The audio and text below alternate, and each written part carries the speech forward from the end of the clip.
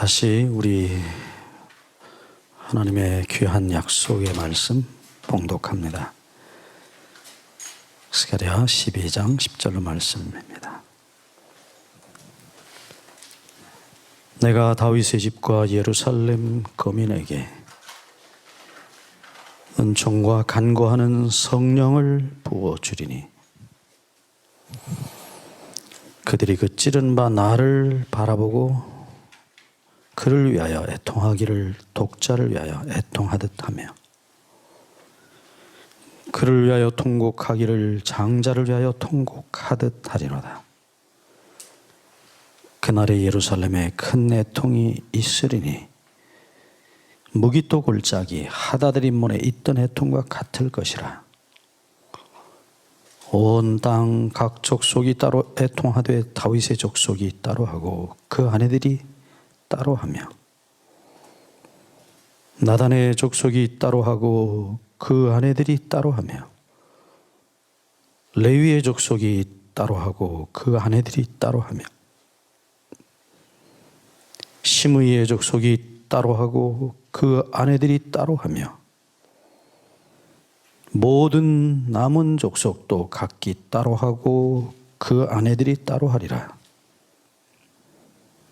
그날에 죄와 더러움을 씻는 셈이 다윗의 족속과 예루살렘 거민을 위하여 열리리라. 아멘.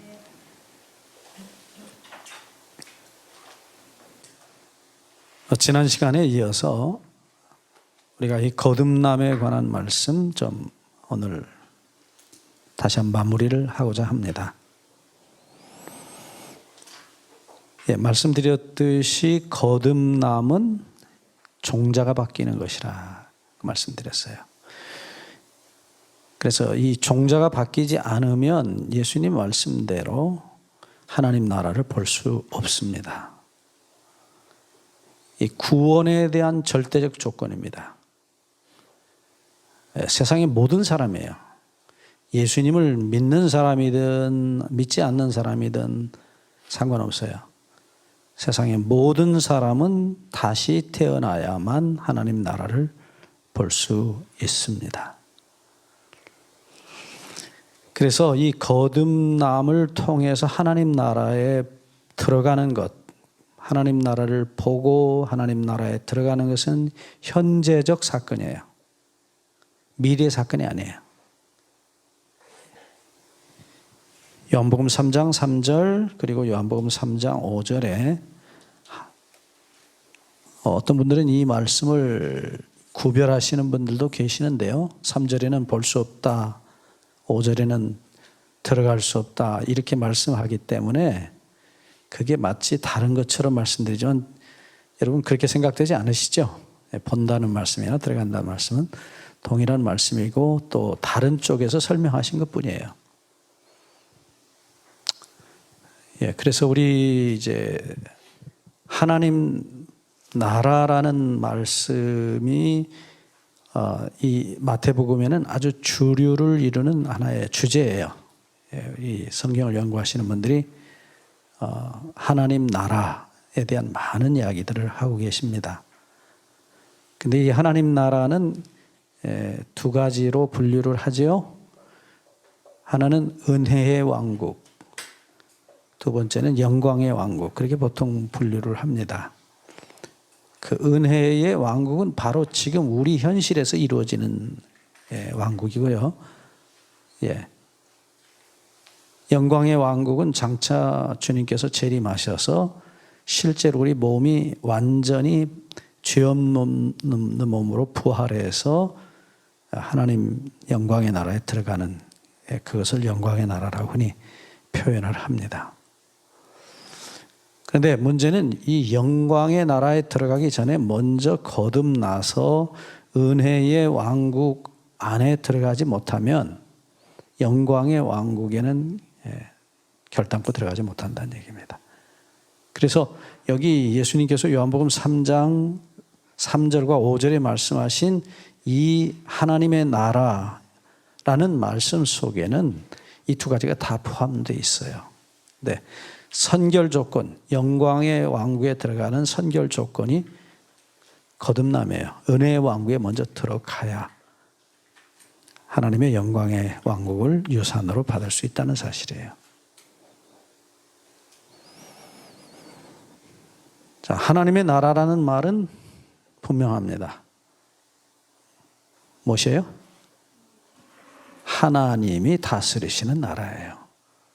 자, 북조선 인민공화국은 실제로는 김정은의 나라입니다. 김정은이라는 사람이 데려오라 하면 데려오고 죽이라면 죽이고, 김정은이가 소위 왕이에요. 그래서 이 하나님의 나라라는 말씀은 근본적으로 하나님의 통치, 하나님이 다스리시는 나라라는 표현이에요. 네, 우리가 흔히 주님이란 말 많이 쓰죠. 돌아가신 저희 어머니는 교회를 다니시면서 그 평생 그냥 교회에서 많은 집사님들이, 장로님들이 흔히 하는 그 표현, 주여. 무슨 일을 당해도 그냥 주여예요. 주여. 기쁜 일을 당하거나 슬픈 일을 당하거나 그냥 자동으로 나옵니다. 주여. 근데 그 주라는 말이 헬라어는 쿠리오스란 단어인데, 신약성경 원어, 이 말은 사실은 주인이란 표현인데 누구한테 썼느냐? 가장 크게는 왕, 혹은 자기 위의 상전을 가리키는 표현이에요. 주로 왕에 대해서 썼습니다. 예수님 당시 로마 제국에서는 쿠리오스가 누구냐면 황제예요. 황제는 태양신의 아들이에요. 로마 황제는 태양신이 사람이 된 존재입니다. 그래서 그냥 보통 사람이 아니고 태양신의 소위 아들이에요. 그래서 예수 믿는 사람들을 잡아다 놓고 신문할 때 누가 주님이냐, 누가 쿠리오스냐 그렇게 물어요. 황제님입니다. 그러면 살려주고, 예수님입니다. 그러면 죽였어요. 그래서 여러분들이 기도하실 때 주여 그렇게 기도하실 때는 주인이 이미 바뀌었다는 사실을 인정하고 하는 기도예요. 그러니까 더 이상 마귀가 아닙니다. 내 인생의 주인은, 내 마음의 주인은 하나님이십니다. 곧 다시 말하면 내 마음을 다스리시는 왕이 주님이시라는 거예요. 내 인생의 주인이 주님이시라는 거예요. 갈라디아서 2장 20절에 하신 사도 바울의 간증대로입니다. 이제 내가 육체 가운데 사는 것은, 이제는 내가 사는 것이 아니요, 내가 안 산다는 거예요. 내 안에 그리스도께서 사신 것이라. 이제 내가 육체 가운데 사는 것은 그분에게 모든 걸 맡기는 믿음으로 나를 위하여 자기 몸을 버리신 하나님의 아들을 믿는, 하나님의 아들에게 모든 것을 맡기는 믿음으로 산다고 말씀하셔요. 그런데 많은 사람들이, 많은 그리스도인들이 아직도 주인이 안 바뀌고 자기가 자기 인생의 주인이고 자기 신앙의 주인이 돼 있어요. 내가 예수님을 믿는 것입니다. 이제 나중에 믿음으로 말미암는 이 공부하면 이걸 자세히 공부합니다. 그래서 아직도 많은 사람들에게 예수님은 종이지 주인이 아니세요. 그래서 필요할 때 예수님을 불러요. 이거 해내십시오. 저거 해내십시오. 이거 축복하십시오. 저거 축복하십시오. 그러니까 주인은 자기고 예수님은 종이에요. 불러다가 쓰는 거예요. 필요하면. 여러분의 삶의 주인이 누구냐? 모든 결정의 주인은 예수님이어야 돼요. 그러니까 어떻게 예수님이 돼요? 내가 그리스도와 함께 십자가에 죽고 없어졌을 때, 그때의 주님이 우리 안에 사시고 그분이 내 인생의 주인이 되시고 내 인생을 인도하시는 주인이 되십니다. 많은 사람들이 예수님을 믿어주지, 믿는 게 아니에요. 믿어주는 거예요. 그냥 예수님 감사해서 나 위해서 돌아가셨고 복 주셨기 때문에 그냥 믿어주는 거죠. 말로만 믿는 거죠. 실제로 맡기지는 않는다고요. 자, 이제 하나님 나라, 이것도 뭐 공부하려면 한 일주일 해야 돼요. 근데 우리 지금 그럴 시간이 없기 때문에 하나님 나라에 들어가는 절대적 조건은 다시 태어나는 것이에요. 자, 이 거듭남에 대해서는 지난 시간에 말씀드렸죠. 어떻게 거듭난다고요? 방법이 뭐라고 그랬습니까? 요한복음 3장 14, 15절 방금 말씀드린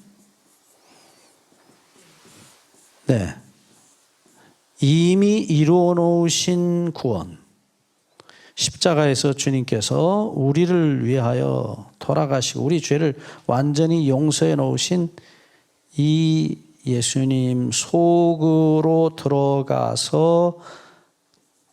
들어가서입니다.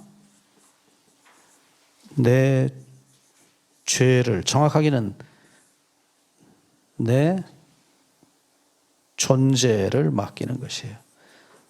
정확하게 내 죄의 씨를 통째로 맡기는 것입니다. 이게 뭐예요? 오늘 아침 우리 공부했습니다.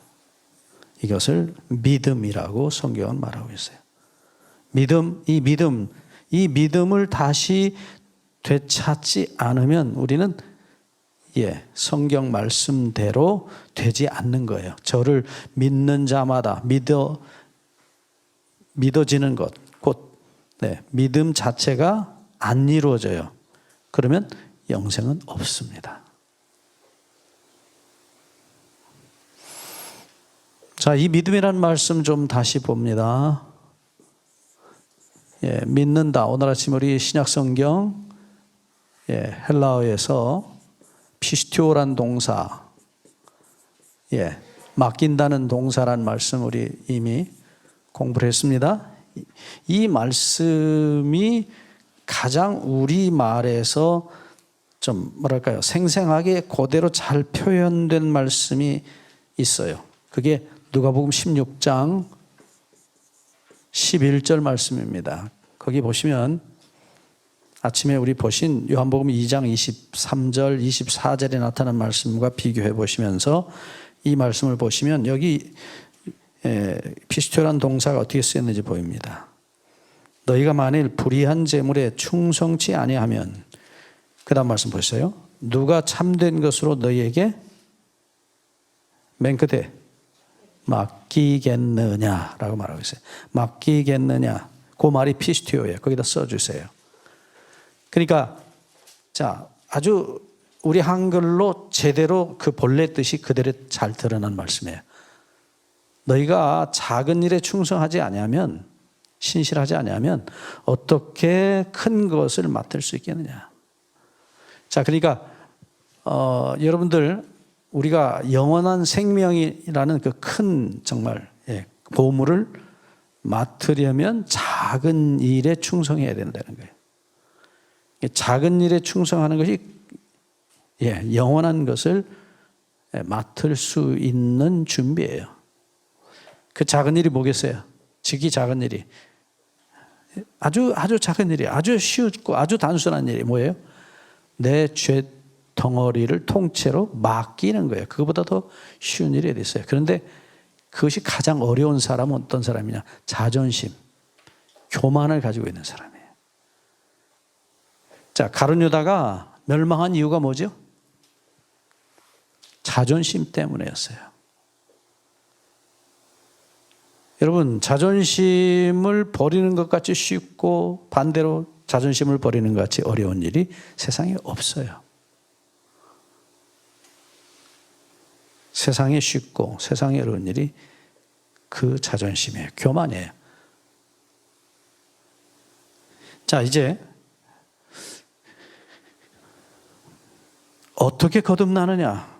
거듭나는 것은, 다시 죽고 다시 태어나는 것은 분명히 내가 하는 일이 아니라는 사실이에요. 내가 하는 일이 아니고 주님께서 하시는 일이라는 것입니다. 죽는 일, 내가 할 수 없기 때문에 죽여주시도록 맡기는 것이에요.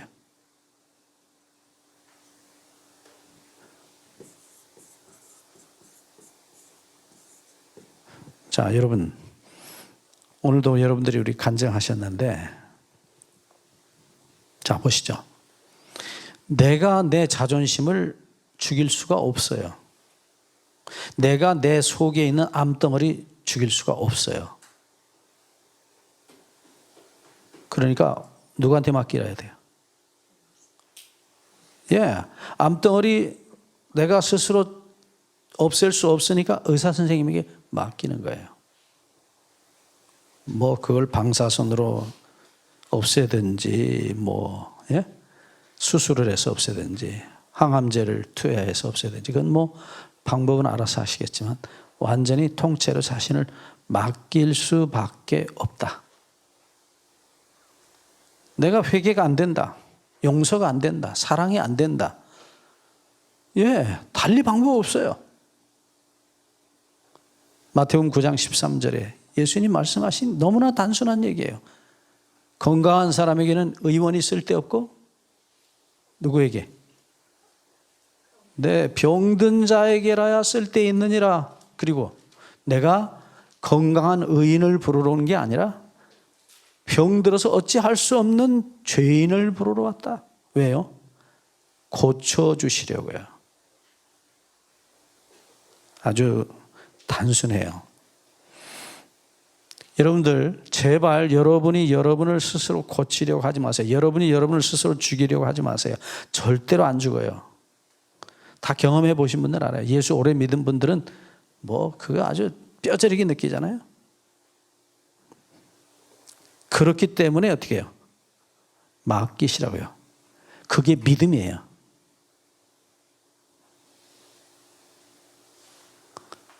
자, 이제 좀 연습을 시작해 볼까요? 어떻게 해요? 주님, 저는 사랑이 안 됩니다. 기도가 안 됩니다. 용서가 안 됩니다. 회개가 안 됩니다. 그러니까 어떻게 해요? 맡기실 수밖에 없어요. 그냥 하나님 앞에 정직하시면 돼요. 있는 그대로 말씀드리세요. 그리고 저를 제발 예수님 피로 다 제 죄를 죽이시고 예수님 종자로 예수님 씨로 나를 다시 재창조해 주시옵소서 하고 맡기시라고요. 저도 하다가 나중에 완전히 지쳐서 포기하고 그런 기도를 시작하게 됐어요. 그게 하나님의 은혜예요. 자, 믿음으로 구원 얻는 것입니다. 맡김으로 구원 얻는 것이라고요.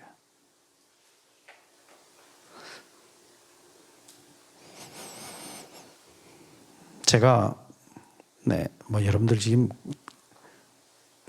구름 잡는 얘기 같이 들리실지 모르겠어요.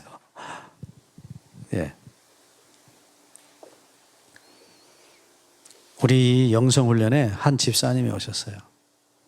이번에도 오신 오늘도 간증하신 우리 집사님의 이제 사돈이 되셨는데, 얘기를 길게 할 수가 없어요. 시간이 없어서. 줄이자면 이분이 부잣집 맏며느리였어요. 그 시아버지 되신 분이 아주 옛날에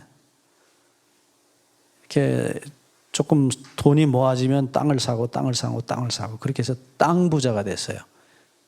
서울의 중량교 부근에 땅을 많이 사셨어요. 옛날에 땅이 그렇게 비싸지 않을 때니까. 근데 세월이 지나니까 그게 어마어마한 돈이 된 거예요. 수백억이 된 것입니다. 근데 돌아가시면서 이 큰아들하고 큰 며느리한테 재산을 많이 주고 가셨어요. 옛날엔 주로 그렇잖아요. 큰 집에서 제사를 드리시니까 많이 이렇게 재산을 물려줘요, 부모님이.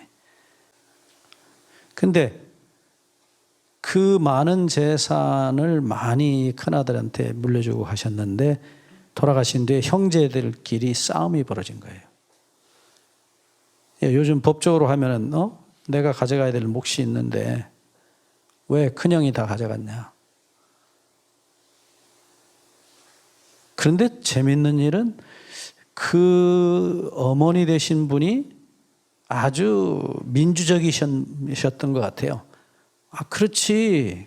큰 애만 가질 이유가 뭐였니? 너희들도 다 나눠 가져야지. 그리고 어머니가 형제들 사이에 큰형 편을 든 게 아니라 동생들 편을 들기 시작했어요. 그래서 형제들끼리 재산 싸움이 난 것이에요. 이게 이런 얘기해서 죄송합니다만 변호사나 판사들이 가끔은 이렇게 짜고서 이렇게 하는 거 있잖아요. 제 친구들도 다 판사 검사가 많습니다만 변호사들도 많고. 제가 이런 길을 안 걸었으면 저도 그 길을 갔을 사람이에요. 근데 어쨌든 그렇게 어머니가 중간에서 이제 형제들 편을 들면서 이 큰아들 재산을 자꾸 재판을 하게 해서 뺏어가게 한 거예요. 직접 본인이 재판은 안 하셨지만 자꾸 형제들을 부추긴 것이.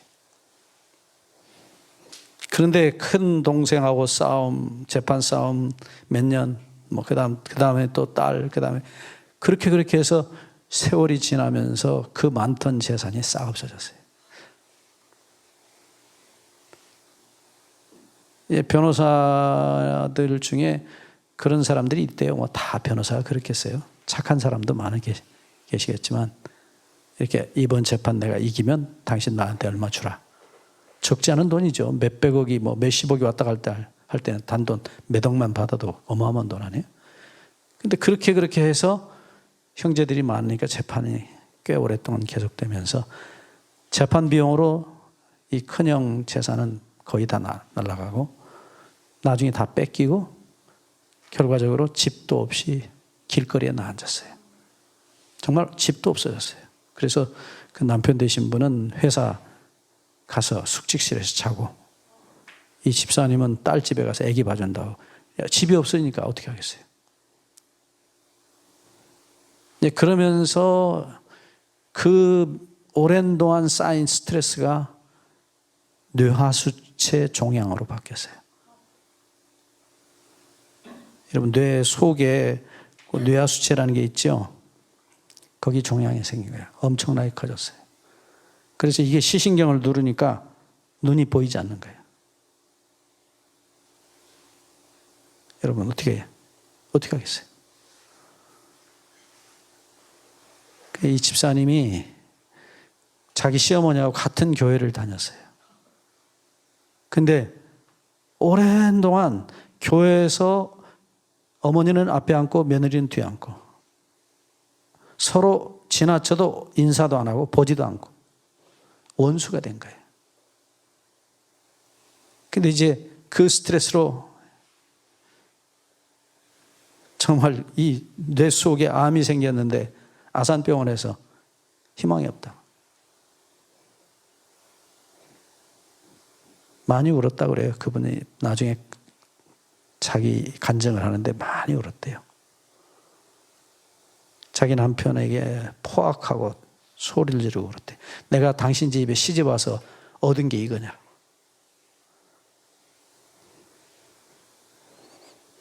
그리고는 이젠 포기한 거예요. 병원에서도 포기하고 가족들도 포기하고 다 포기. 본인도 포기하고. 포기했어요. 더 이상 사는 것을 그만뒀어요. 그리고 이제 마지막으로 여행이나 기차 여행이나 한번 한다고 서울역에서 기차를 타고 내려오고 있었어요. 저희가 이렇게 영성훈련하는 기간이었는데 이제 우리가 오후였어요. 집회를 마치고 어디 이제 좀 쉴 겸 나갔는데 동대구역에 이제 도착하는 이 집사님을 어떤 분이 가셔서 모시고 왔어요. 집사님 그러지 말고 우리 여기 좀 이런 기도해야 하는데 와서 좀 쉬시고 같이 기도라도 좀 하자. 그러고 모시고 왔어요. 저희들이 있는데 그분이 오셨는데 키가 아주 조그만해요. 이번에도 아마 오실지 몰라요. 그냥 평범한 아줌마예요. 저는 뭐 그냥 그렇게 생각했죠. 뭐 그런 분 뭐 잘 몰랐으니까 그 당시 형편은. 그런데 정말 이분이 여행을 그만두고 거기 이제 집회 기도에 참석을 하셨어요. 이 두 번째 줄에 앉으셨습니다. 제가 기억을 해요. 근데 집회를 참석하시고 일주일 내내 우시는 거예요. 저는 뭐 우리 이번 영성훈련 여러분 다 해보시지만 알지만 우리 다 침묵하기 때문에 무슨 말을 서로 못 하잖아요. 그리고 이 영성훈련 때는 제가 절대로 상담을 안 받습니다. 저한테 오셔서 하실 얘기가 필요가 없어요. 예수님께 직접 가셔서 말씀드리면 되지 왜 저한테 오십니까? 제 짐도 한 짐인데 남의 집까지 질 힘이 없어요. 저는. 오지 마라 그래요. 저는. 제발. 근데 어쨌든 이분이 얼마나 많이 우시는지 뭐 그냥 계속 말씀을 들으면서 계속 우시는 거예요. 제가 도저히 참 이해가 되지 않았어요. 어떻게 저렇게 우실까? 뭐 하루 이틀 우신다는 건 이해되지만 강의 시간에 앉으셔서 우시는 게 일이에요. 다른 분은 다 노트하고 있는데 이분은 이렇게 울고 계세요. 제가 둘째 날 아침에 예수님 말씀 마가복음 2장 10절을 그분에게 전해드렸어요. 제가 그분에게 전한 게 아니라 모든 분들에게 그 말씀을 전했어요. 마가복음 2장 9절에 보시면 중풍병자에게 내 죄사함을 받았느니라 하는 말과 일어나 내 상을 가지고 걸어가는 말이 어느 것이 쉽겠느냐? 여러분 어떻게 생각하세요? 어느 말이 쉽습니까?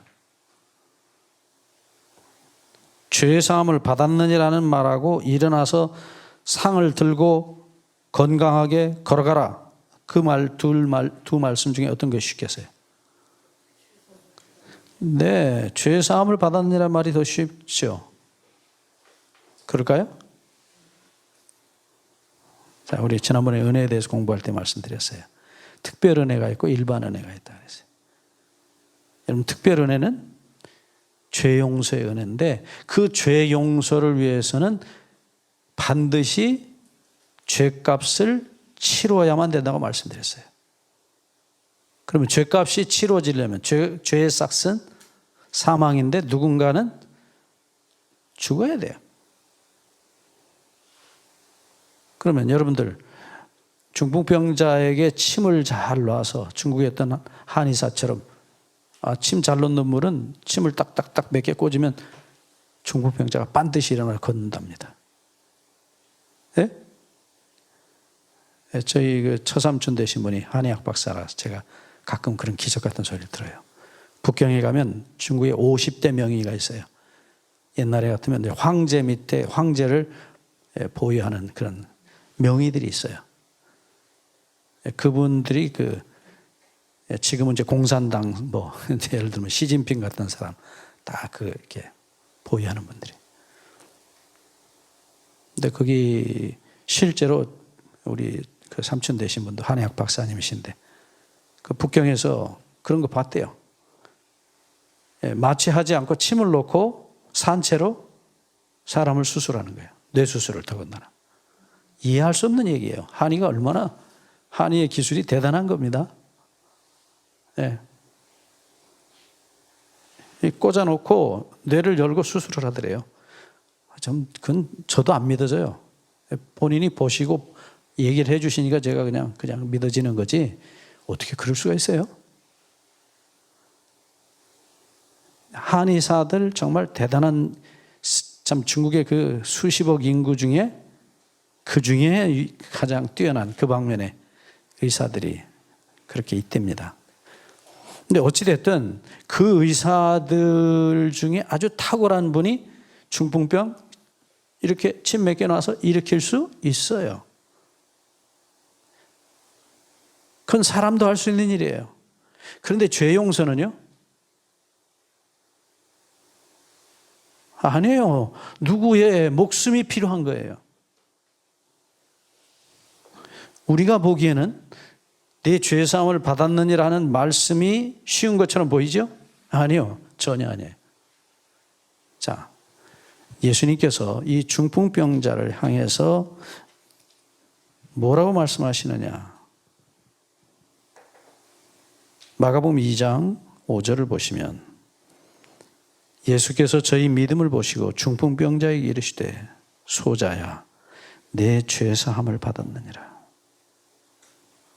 소자 말 그대로입니다. 아가, 아가. 여러분 이 말씀이 복음서에 마태, 마가, 누가에 다 기록이 됐어요. 근데 마태복음 9장 2절에 보시면 한 말씀이 더 있어요. 소자야 안심하라 내 죄사함을 받아. 안심하라 하는 말씀이 하나 더 있어요. 그러니까 이 중풍병자가 집에서 나올 때는 병이 낫고자 해서 출발은 했는데 이 사람 마음속에 죄의식이 찾아온 게 분명한 거예요. 그러니까 예수님이 뭐라고 말씀하시느냐? 아가 안심해라. 걱정하지 마라. 네 죄는 이미 다 용서되었다. 네. 자, 제가 늘 말씀을 드리지만 여러분 중국집에 가서 짜장면을 시켰는데 짜장면 이거 본래 말은 자장면이라고 그런다죠. 어쨌든 짜장면을 시켰는데 짬뽕이 나온다. 그건 아니죠. 짜장면 시켰으면 짬뽕 아니고 짜장면이 나와야 돼요. 우동 시켰으면 우동이 나와야 돼요. 자, 이 사람이 예수님을 향해서 가졌던 누구도 들을 수 없었던 기도가 뭐였겠어요?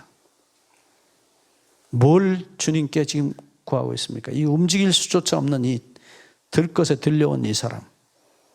예수님과 눈이 마주치는 시간에 병 낫게 해달라는 기도가 나온 게 아니고 우동을 시킨 게 아니고 짬뽕을 시킨 거예요. 그러니까 예수님이 짬뽕 주신 거예요.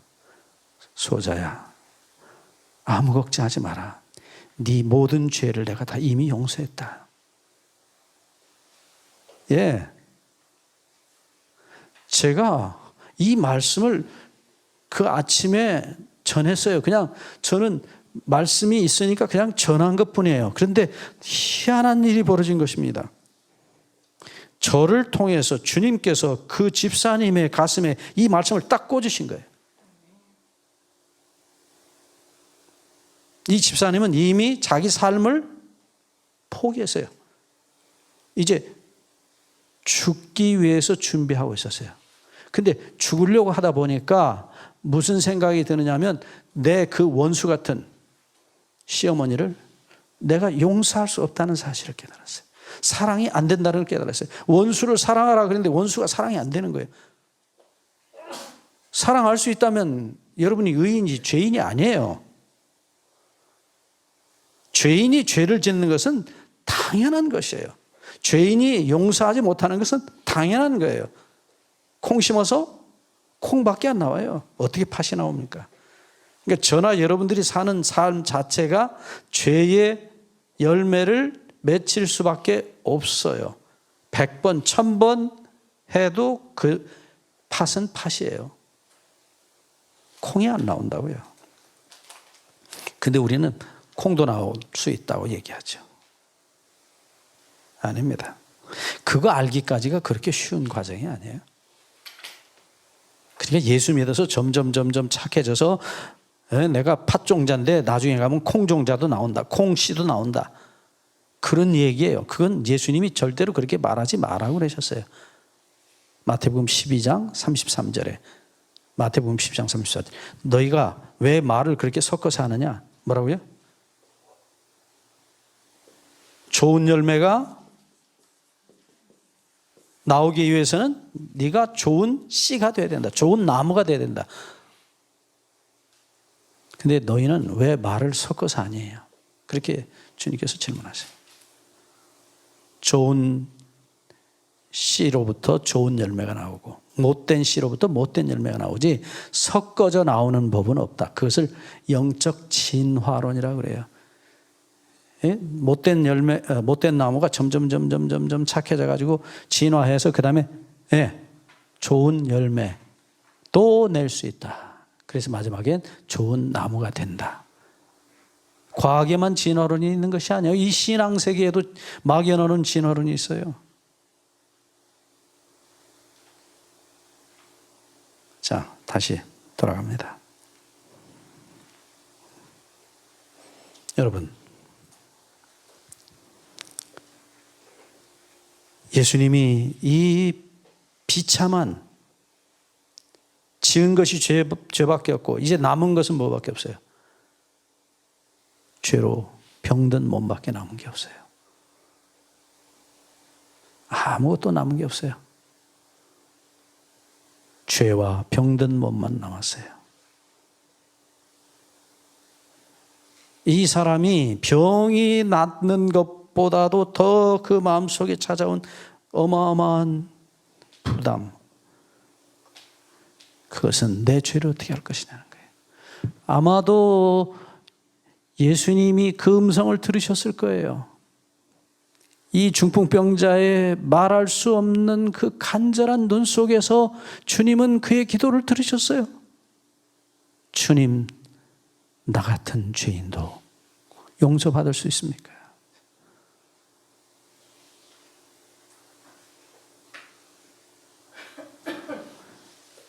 저희 사촌 형님이 소위 이제 옛날 악단장이셨어요. MBC 마산 그 교향악단 단장을 오래 하셨습니다. 관악기는 다 부를 줄 아세요. 아주 어려서부터 이제 그런 음악 쪽에 오래 계셔서 옛날 이봉조 씨랑 그 뭡니까? 색스폰. 이제 예수님을 영접하시고 완전히 파산해서 예수님을 받아들이셨어요. 완전히 망했죠.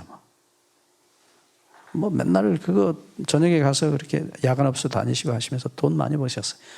한 달 벌면 집 한 채를 사셨답니다. 근데 그거 다 노름으로 없앴거든요.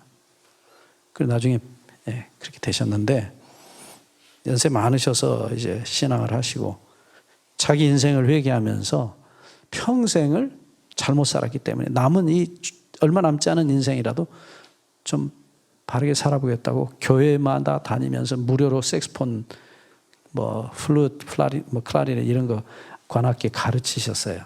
무료로.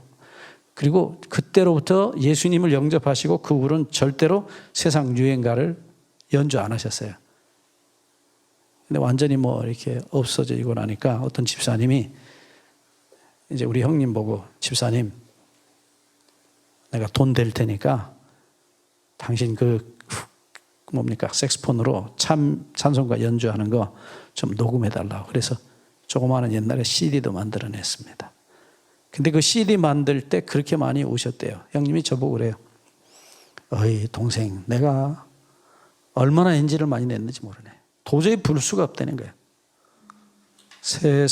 세상에서 방황할 때 나 주님을 몰랐네. 예수여, 이 죄인도 용서받을 수. 저도 지금 불라니까 자꾸 그런데 그 색스폰을 불다가 자꾸 뭐 아주 달인이에요. 색스폰에 뭐 한국에 몇 번 없는 달인입니다. 평생 뭐 그렇게 사셨으니까. 도저히 뭐 연주가 안 되는 거예요. 자꾸 끊어지는 거예요. 그래서 제가 나중에 그 녹음한 그 CD를 한번 받아서 들어보니까 그래서 그랬는지 모르지만 색스폰이 울고 있더라고요.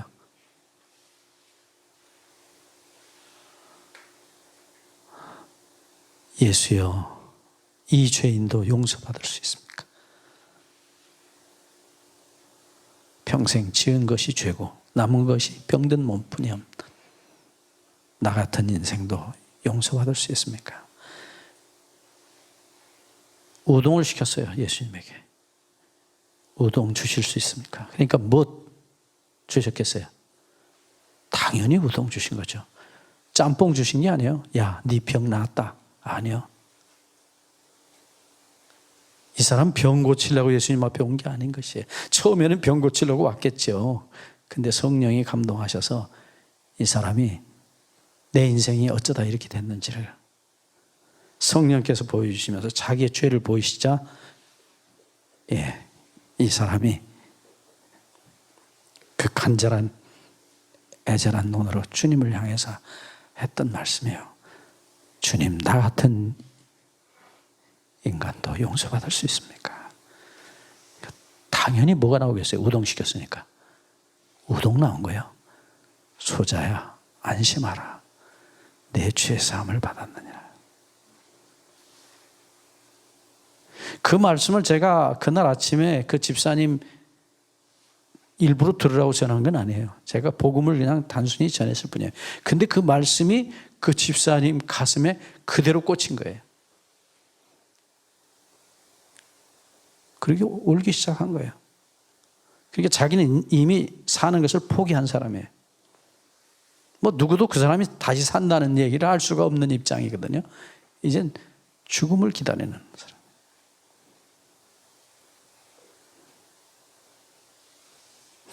마치는 날 간증을 하는 날인데 저희가 그날 다 울었습니다. 자기가 죽기 전에 시어머니에게 미안하다고 잘못했다는 고백을 하고 싶더랍니다. 뭘 잘못했어요? 잘못한 거 없거든요. 당했거든요. 용서하지 못한, 시어머니를 사랑하지 못한 죄를 용서받고 싶어서 전화를 했대요. 아침에 핸드폰을 딱 열었는데 시어머니한테 전화를 딱 거니까 시어머니가 깜짝 놀란 거예요. 10수년 동안 일어났던 그 투쟁 속에서 아무도 서로에게 전화해 본 일이 없거든요. 근데 이 며느리가 전화를 해가지고 어머니 그러니까 대답이 나오겠어요? 근데 이 며느리가 수화기를 맞고 울고 있던 것이 느껴진 거예요. 퍽 울면서 이 며느리가 어머니 제가 잘못했습니다. 용서해 주십시오.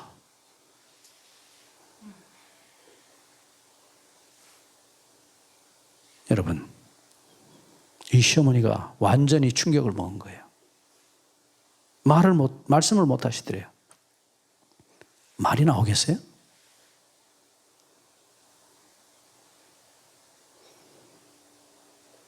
이 며느리가 수화기를 맞고 우는 것이 느껴졌는지 이 얼마 후에 이 시어머니 입에서 자동으로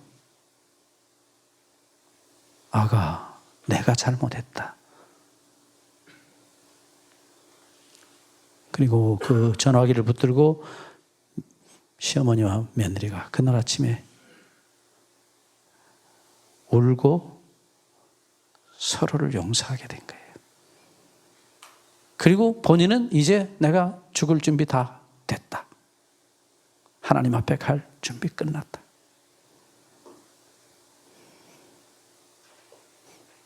그 연수가 마치고 기도회가 마치고 얼마 후에 병원에 가서 다시 조사를 했어요. 왜요? 그 암세포에 의해서 눌렸던 시신경이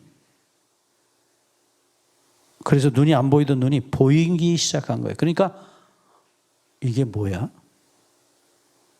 그래서 다시 아산병원에 가서 검사를 했어요. 암이 완전히 없어진 것이. 아멘. 아멘. 얼마 전에도 제가 만났어요. 지금 11년째 살아계신데 성경 여러분 제일 작은 성경 있죠? 손바닥만한 거. 깨알같이 글씨로 되어 있는 성경, 이렇게 두꺼운 거 있어요. 그걸 들고 다니셔 이분이. 요즘은 요양보호사가 돼가지고 그 왜 요양보호사를 땄냐 그러니까 전도하려고, 예수님 전하려고. 자긴 돈 벌려고 한 게 아니고 어떻게 하면 전도할까. 그 성경을 가지고 다녀요. 집사님, 저보다 조금 연세가 낮으셔요. 그게 보이세요? 지금 60대 후반인데 보이세요? 그러니까 네, 잘 보여요. 암에 의해서 시신경이 눌려서 보이지 않던 눈이, 암세포 없어지니까 당연히. 근데 그렇게 선명하게 잘 보인대요. 저는 솔직히 죄송합니다. 요즘 돋보기를 쓰는데, 아니, 그게 보이다니요? 아산병원 의사들이 어떻게, 어디서 뭔 약 잡수셨어요?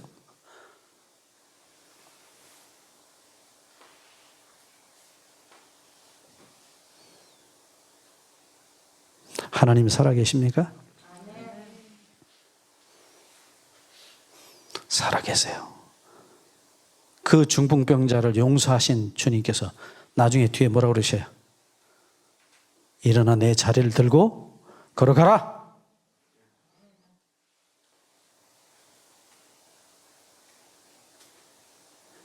마태복음 6장 33절에 예수님이 너희는 먼저 그의 나라와 그의 의를 구하라. 그리하면 이 모든 것을 더해 주시겠다고 하셨어요. 근데 우리가 세상적인 것, 현실적인 것을 구하면 돈 구하고 밥 구하고 행복 구하고 건강 구하면 그거밖에는 못 받아요. 근데 예수님이 뭐라고 그러셨어요? 너희가 먼저 뭘 구하라? 하나님의 나라와 하나님의 의를 구하라.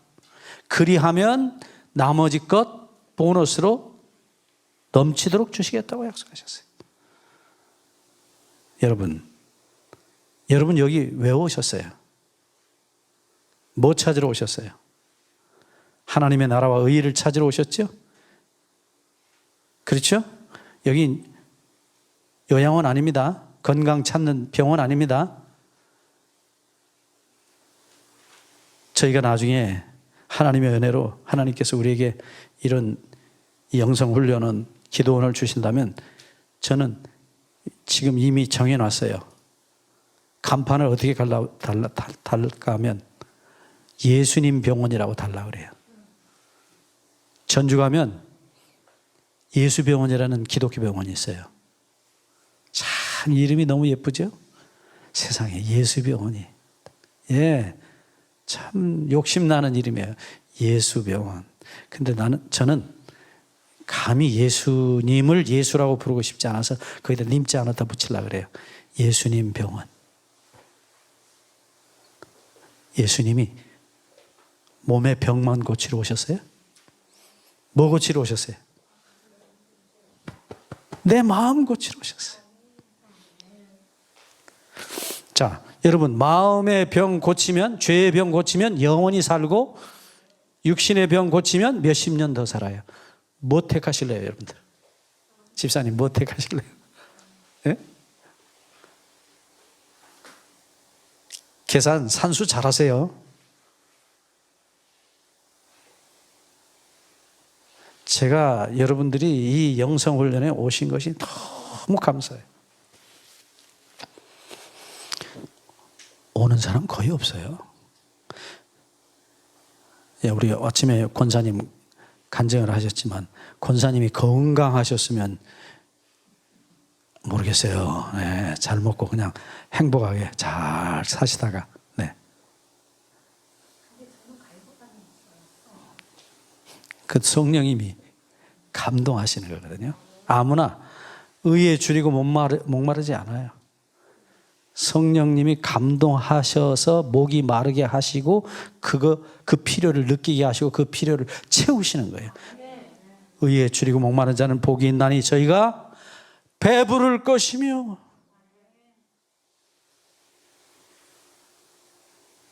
여러분, 죽기를 결정한 사람은 살아요. 그 예수님 말씀이고 그 말씀을 성령의 감동으로 이순신 장군도 하셨죠? 네? 여러분, 저 진도 가면 울들목이라는 거 있어요. 저 가끔 갑니다. 지금은 진도 대교가 이렇게 놓여 있는데 그 대교 타고 이렇게 건너가다 보면 어떤 때는 보여요. 정말 물이 휙휙 잡아 돌립니다. 그 물때가 오면 그거 보여요. 여러분, 그 울들목에서 외적들이 100개가 넘는 함선이 이순신 장군 그 13척 남았다고 그러죠? 그 배들을 향해서 전진하고 죽이려고 달라들 때 저도 최근에 알았어요. 다시 13척이 싸운 게 아니라 이순신 장군 배 한 척이 그 100대가 넘는 왜군을 향해서 서서 싸웠다는 거예요. 130대 1이에요. 130대 13이 아니고 나머지 12척은 저 뒤에 가서 어차피 죽을 건데 장군께서 저렇게 하시니 우리 그저 우린 같이 죽을 수 없다고 다 뒤에 가서 배수진만 치고 기다리고 있었어요. 실제 싸운 것은 한 척이었어요. 요즘 역사학자들이 그걸 찾아냈습니다. 제가 그 얘기를 들으면서 그냥 가슴이 얼마나 뭉클한지. 이순신 장군은 분명히 성령에 감동하셨던 사람 같아요. 난중 일기에도 그 나오죠. 네. 밤에 어떤 사람이 장군 앞에 서서 이렇게 싸우라고 지시했다고 본인이 자기 일기에 써놨어요. 하늘을 향해서 기도하고 뭐 하나님이 계신지 뭐 그분이 얼마나 믿었겠어요. 우리가 믿는 하나님은 몰랐겠죠. 근데 그분이 기도했다는 거예요. 근데 어쨌든 자, 뭐 나중에 우리가 하늘나라 가서 혹시 이순신 장군 만나면 물어볼 일입니다. 자 웃는 소리입니다만 죽기를 각오한 사람은 살아요. 근데 살기를 각오한 사람은 죽어요. 그것이 우리 주님의 생명의 법칙이었어요. 자, 다시 얘기합니다. 거듭나는 것은 죽기를 결심한 사람에게만 일어나는 기적이에요. 여러분, 살기를 결심하시겠습니까? 죽기를 결심하시겠습니까? 죽기를 결심하시면 삽니다. 뭐에 대해서요? 죄에 대해서. 내가 죽을 수 있습니까? 없습니다. 주님께서 성령으로 우리를 데려가셔서 내가 너를 대신해서 이미 죽었다. 내 용서의 가슴에, 내 죽음의 가슴에 너를 맡기라. 통째로 너를 맡기라. 그리고 통째로 죽고 통째로 다시 하나님의 사랑의 씨로 거듭난다고 말씀하셨어요. 그것은 우리가 하는 일이 아니고 맡으신 분의 할 일이에요. 우리는요, 맡기기만 하면 돼요. 거기까지만 하는 일이에요, 우리가. 여러분, 우리가 어려운 일을 당해서 변호사님한테 어떤 사건 위임할 때 어떻게 합니까? 서류 띄우라는 대로 다 띄워가지고 가서, 뭐, 호적 등본 띄워라, 뭐, 가족관계 증명서 띄워라, 뭐 띄워라 해서 다 서류 갖다가 딱 갖다가 드리면서 꾹뻑 절하면서 하는 소리 있죠? 응? 이제 변호사님만 믿겠습니다. 그렇게 하잖아요. 이제 나머지 일은 누가 하는 거예요? 그 해결하는 것. 변호사가 하는 일 나는 할 수 없어요. 자, 다시 얘기합니다. 믿음은 맡기는 것입니다. 여러분이 맡기시겠습니까? 뭐만? 서류만이 아니고 내 전 존재를 다 맡기는 거예요. 손만 아니고 발만 아니고. 왜? 나는 머리끝부터 발끝까지 죄 덩어리거든요. 통째로 맡기는 것이에요. 그래서 제발 자기 사랑의 죄 유전자 씨, 자기를 사랑하는 이 죄의 씨가 예수님의 우리를 가슴에 묻고 돌아가신 용서하신 그 터진 가슴 속에서 함께 죽고 장사되고 예수님 사랑의 씨로 부활하기를 축원합니다. 나도 예수님처럼 하나님과 이웃만 사랑하는 그런 사랑의 씨로 다시 태어나기를 소원합니다. 전 날마다 그 기도해요. 지금도 해요. 계속합니다. 언제까지요? 그 일이 내 안에 온전히 주님의 은혜로 이루어질 때까지, 주께서 이루어 주실 때까지 계속합니다.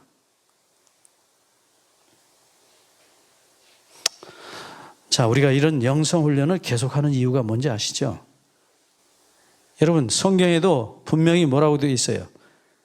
사도행전 1장에 열흘 동안 모여서 기도했다 그랬죠. 네? 왜 하필이면 열흘입니까? 그게 미니멈이에요, 미니멈. 그분들은 다 준비되어 있었어요. 이미 회개했고 성령 받을 준비를 위해서 마지막 소위 마지막 준비를 한 게 열흘이에요. 그들이 그때 얼마나 많이 울고 회개했겠어요. 예수님이 부활하셔서 제자들과 40일을 계시다가 가셨는데 40일 동안 교육 잘 받으셨죠. 그리고 마지막 성령 받기 위해서 그들이 마지막 열흘을 채웁니다. 그때 성령이 그들에게 임하신 것을 우리는 봅니다. 여러분, 정말 제가 간절히 원합니다. 제 개인의 양심과 신앙을 두고 여러분에게 호소합니다. 여러분, 주님께서 우리에게 이 놀라운 재창조를 이루어 주실 때까지 하나님 앞에 여러분 자신을 온전히 맡기시게 되기를 정말 간절히 원합니다. 그 일이 여러분에게 이루어질 때까지는 무릎을 일으키지 마십시오. 주님은 그 약속을 지키십니다. 그 집사님이 정말 살기를 포기했을 때 하나님 앞에 이제 가서 하나님 앞에 서야 되는데 마지막 준비, 용서 못한 시어머니가 예수님 앞에 장애물로 서 있었던 것이, 누가 잘못했든지가 상관이 없어요. 자기는 시어머니를 사랑하고 용서했어야만 했던, 그러나 용서가 되어지지 않는 자신의 모습, 그 앞에 그가 주님께서 네가 용서 못했고 사랑 못했을지라도 내가 네 용서 못하고 사랑 못한 죄를 내 가슴에 묻었다. 내가 네 용서 못한 죄를 내가 이미 용서했다. 안심하라. 아가 안심하라. 내 죄사함을 받았느니라. 그 말씀이 그 집사님의 가슴에 꽂혀서 그 모든 죄가 다, 용서 못한 죄가, 사랑 못한 죄가 녹아내리기 시작했고 끝내는 그 죄의 열매인 암이 다 녹아내리고 새로운 피조물이 된 것입니다. 이 놀라운 거듭남의 은총이 저와 여러분의 마음과 삶에서 온전히 이루어지기를 다시 한번 주의 이름으로 간절히 축원합니다. 함께 기도하겠습니다.